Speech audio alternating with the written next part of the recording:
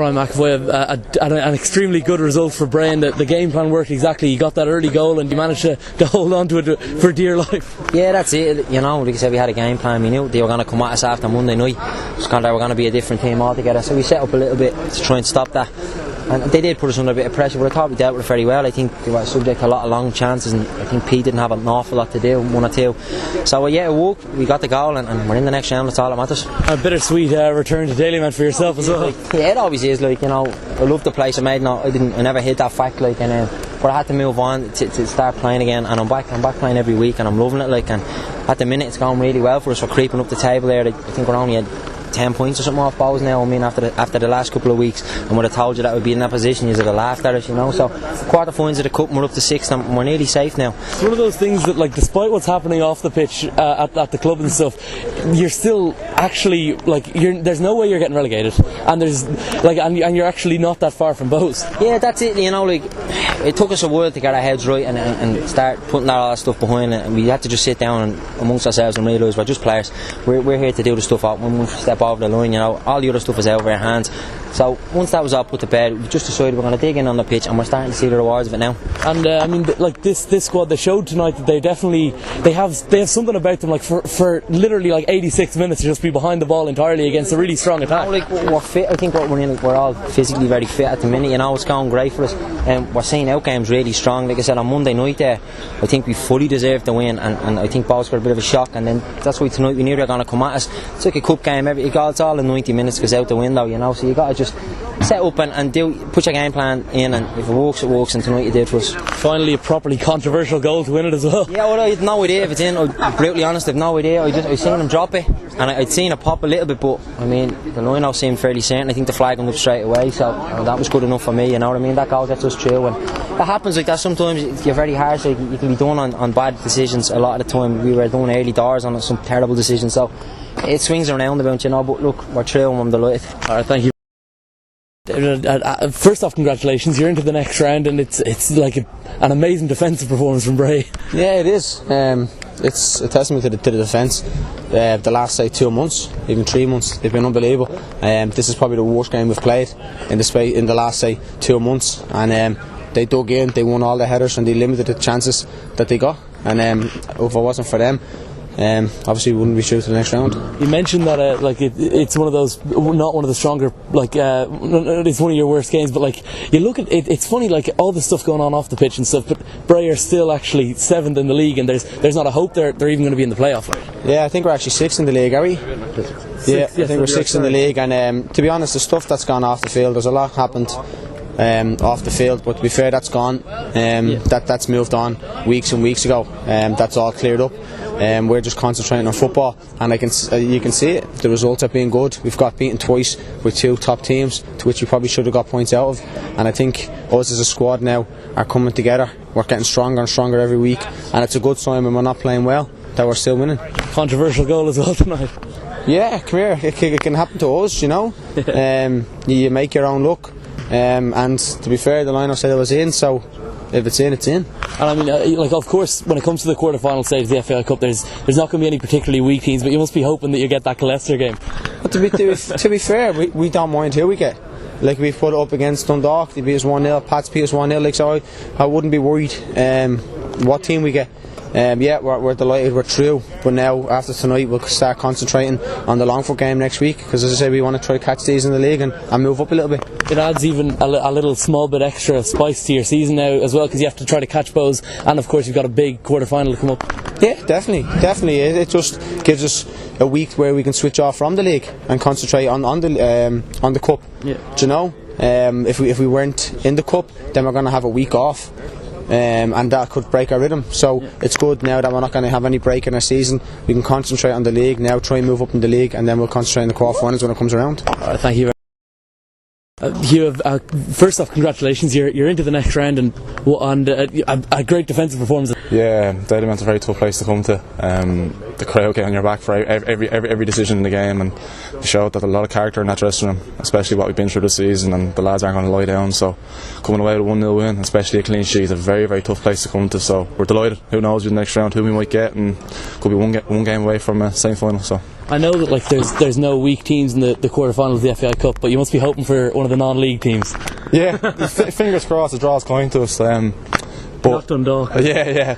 But you'll take anyone. Our confidence is high in the dressing room. We're beating teams and we're giving a lot of the big teams Dundalk and Pats in the last while. We gave them a good run for the money, so shows that the effort we're putting in the training ground and a lot of work, and it's paying off at the moment. Obviously, all due respect to Stephen and Brian who've been in goals this season, but having someone like Peter Cherry, the calibre who's like he's just coming off winning the league last year, and to have him behind you, it must give you that little extra bit of confidence. Yeah, as soon as he walked in the dressing room, you could just sense the presence. He's a very, very top keeper. I'm surprised anyone let him go, and we were only delighted to take him on board. But obviously, as you said, Stephen and the other young lads in the dressing room are very, very good keepers. But Peter just has this commanding presence, and you just feel so safe from behind the goal. And I think that's shown the last few games. He just comes out, catches, just takes his thing out of games, and is talking to the back four, just has us all placed well. So he's a very, very good keeper. In the early summer, obviously there was a lot of stuff going on, but despite all of that, you're still actually 6th in the league, and you're not you're only like 10 points off Bohemians, and you're into the cup quarter final. It actually, on the field, it hasn't been that bad of a season for Bray. Yeah, we realised, we sat down and we said no one else is going to get us out of this crap than us. We're the only people in this, and no one else can go across that white line bar the players in that dressing room. So it was really a call to home that we said that it's us, no one else is going to get us out of this trouble this season, and it's proven the point now that the lads have really, really taken up to themselves, and hopefully now, please God, we get a good drawing around next round. And for yourself, you seem to be having, as I say, on the pitch, a good season yourself. How have you found the playing for Bray? I'm from Bray myself. I've grown up in Bray, and it means a lot to me. My family are all from there too, and it was a big call last year when I got relegated. It hurt a lot, and I didn't take it for lucky this year. You only get so many chances in this league, and this season's already nearly halfway through, and I kind of said to myself, this is a big year for myself, and I said I can't let this one slip, and that's the mentality you need to have, one game at a time, and just don't let it slip, take your chance, and that's what a lot of the lads in that dressing room have at the moment. Must have been a bit heartbreaking when UCD got that European spot for yourself. The 1 year I was there for 5 years, and the 1 year I leave, buddy, they get in the Europa League, but I'm delighted for them. It's a fantastic club, and they produce so many players. That pitch there today, I would say there was nearly half a dozen players came from UCD, and I can only speak so highly of them, but I was delighted for them. But at the same time, I couldn't believe it, because I washed my eyes at the same time. and the fact they didn't do too well either, like they went and they won a game and everything. I know, that's the saying, that club has no fear to go out and play, and on their day they can play anyone off the park. They're just really, really good coaching staff, and the whole setup there regarding facilities, they have everything going for them, and that's what I'm saying. There's young lads in that club that had no fear, and they go out and play football on the deck, and they play it the right way, so I'm delighted for them. And finally, back to Bray. Since Mick's come in, as I say, the performances have been a lot more solid, and the points are starting to come on the board. How have you found working for him? Oh, it's been excellent.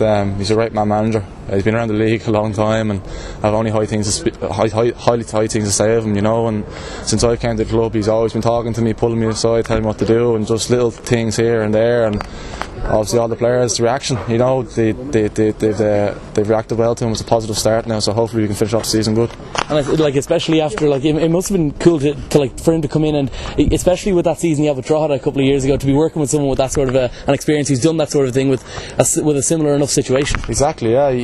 He's gone clubs to cup finals before, and it's in his locker, and no doubt that a lot of the lads in that dressing room know that it's we're capable now. Good draw, and please God, we could be in the same final of a cup, and who knows from there. But yeah, Mick's experience, he's been there before, and he's given all of us the help and the guidance to go on to the next round. Thank you very much.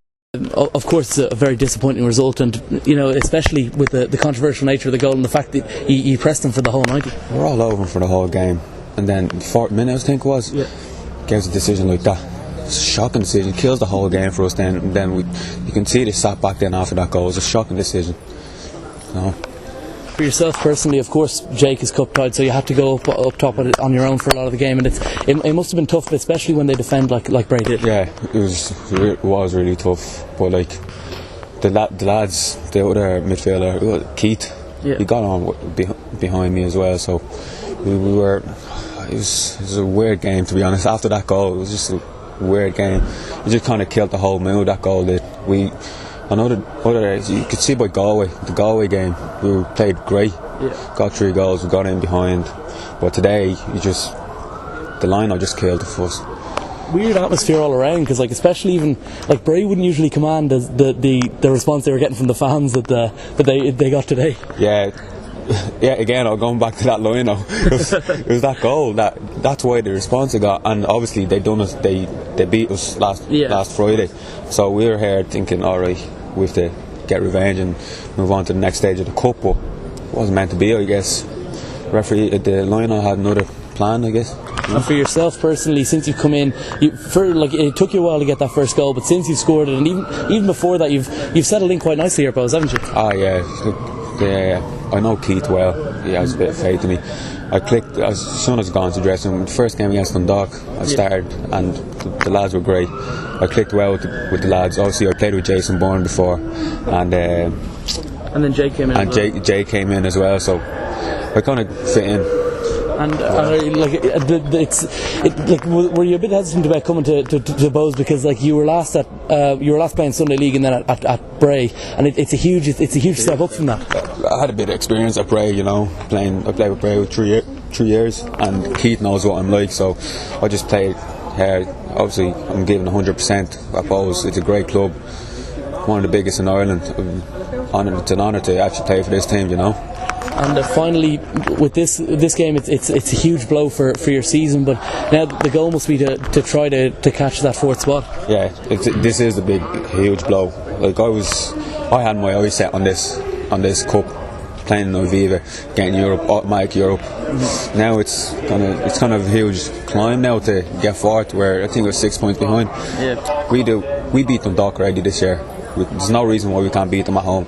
And then Rovers, we beat Rovers already as well this year. There's no reason why we can't beat them. That's 6 points. Hopefully, they'll obviously drop points. I think Rovers will drop points. Pat's obviously a better team than Rovers in my eye anyway. I don't think we'll catch them. I think Rovers are the team to catch, and I think we will catch them and get the fourth spot, Alright, thank you. Mick Cooke, congratulations, you're into the next round, and a great defensive performance for your team tonight. Yeah, well, I think in the last few weeks our performances have been built on a strong defence. When myself and the backroom staff, Harry Kenny and John Perro, came in, we said we have to eradicate all these mistakes that we're making. We've worked very hard in training on it, and I think the result shows we've only let in 3 goals in the last 7 games, and 2 of them were against Dundalk and St Pat's. And you're back in League of Ireland Premier Division management now. How have you found your return?